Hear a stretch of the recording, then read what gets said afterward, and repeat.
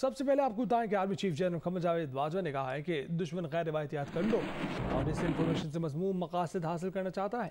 یوم دفاع پاکستان کے موقع پر GHQ میں تقریب سے خطاب کرتے ہوئے انہوں نے کہا کہ موجودہ دور میں جنگ کی نوعیت بدل گئی ہے، اب ہمیں 5th جنریشن وار اور منفی رویوں کی حوصلہ شکنی کرنا ہوگی۔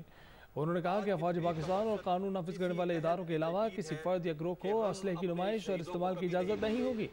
جمہوریت میں ہی پاکستان کی مضبوطی اور بقا ہے۔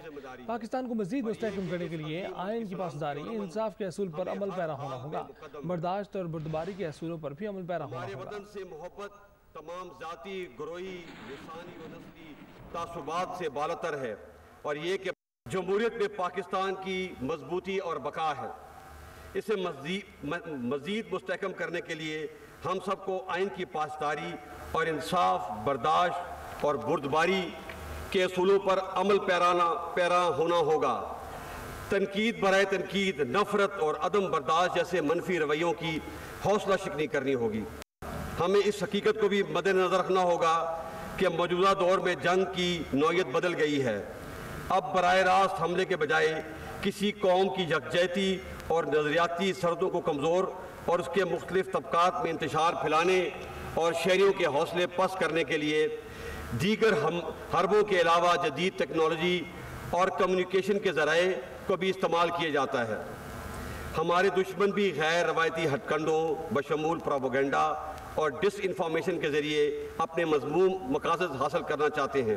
ہمیں اندرونی انتشار پھیلانے والے کچھ عناصر کے ساتھ سختی سے نپٹنا ہوگا۔ ہم سب کے لیے لمحہ فکریہ ہے کہ کچھ لوگ ملک دشمن عناصر کے ہاتھ میں استعمال ہو رہے ہیں۔ اس منور یا تدبیر کو عرف عام میں ہائیبرڈ یا 5th جنریشن وار کہا جاتا ہے۔ اس کا مقصد پاکستان کی جڑوں کو کھوکھلا کرنا اور ملکی سالمیت کو نقصان پہنچانا ہے۔ یہ حقیقت بھی سب پر روز روشن کی طرح عیاں ہونی چاہیے کہ اس ارض پاک پر کسی پرتشدد رویے یا انتہا پسندی کی اب مزید کوئی گنجائش نہیں۔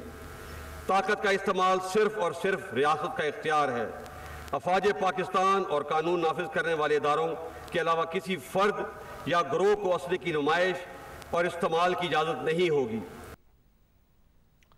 آرمی چیف جنرل محمد جاوید باجوہ نے کہا ہے کہ کشمیری بھائیوں کی سیاسی، سفارتی، اخلاقی حمایت جاری رکھیں گے۔ افغانستان کی صورتحال پر توقع ظاہر کی کہ افغانستان میں تمام فریقین کی نمائندہ حکومت قائم ہوں اور افغان سرزمین کسی دوسرے ملک کے خلاف استعمال نہ ہوں۔